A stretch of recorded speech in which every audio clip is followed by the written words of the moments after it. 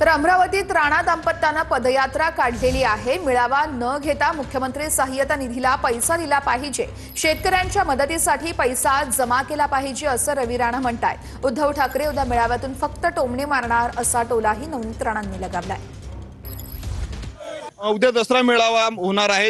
राज ठाकरे आणि उद्धव ठाकरे एकाच मंचावर येणार। याच ठिकाणी युतीची ठाकरेंची आणि मनसेच्या युतीची घोषणा होणार असल्याची माहिती आहे। कसं पाहता उद्याच्या दसरा मेळाव्याकडे? मला असं वाटतं दसरा मेळाव्याची काहीच गरज नाही आहे, कारण की आज तुम्ही पाहिलं की राज्याचे मुख्यमंत्री जेव्हा उद्धव ठाकरे होते तेव्हा अनेकदा आम्ही आंदोलन केले, मोर्चे काढले, शेतकऱ्यांची परिस्थिती खराब होती।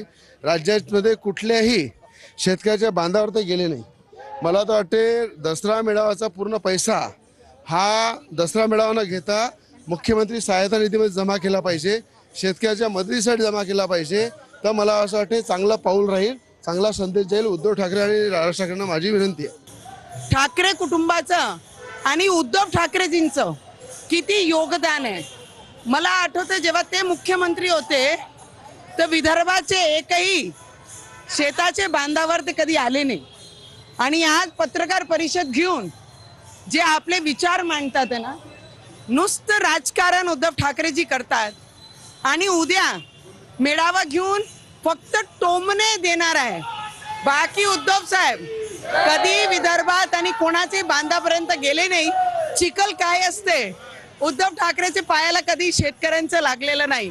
आपण बघू शकतो भाजपच्या नेत्या नवनीत राणा होत्या। कॅमेरामॅन अनिकेत दातोंडेसह मी स्वप्नील उमाप, TV9 मराठी, अमरावती।